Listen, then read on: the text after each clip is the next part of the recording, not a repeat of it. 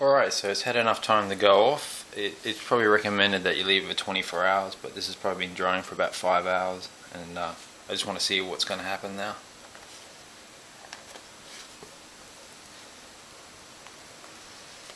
So I'm just going to try and pry it off.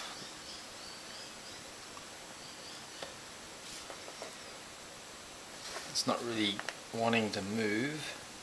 It's actually, it feels like it's stuck there.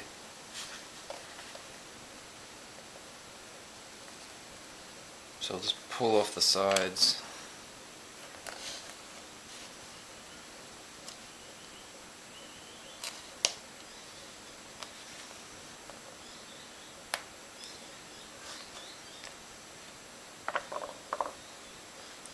Now the surface of it's not really very good. It's got lots of air bubbles have come up, and it's actually quite rough. It's not level at all.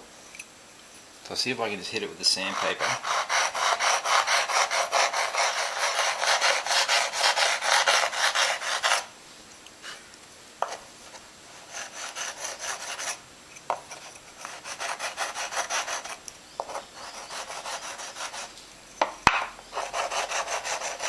Okay, so I've been sanding it for a little while now.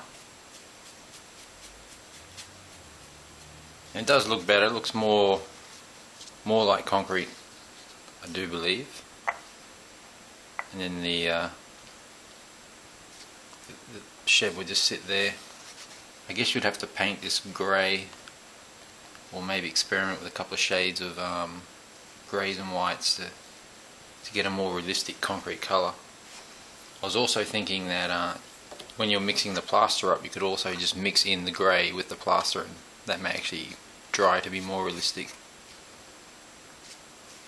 Now there's one thing I didn't really think about at the beginning, was that because my layout's portable, I need this to be quite rigid and, you know, stuck to the table, so it actually feels quite solid to the wood, and I'm pulling on it quite hard here and it's not breaking off, so that's actually doing a pretty good job.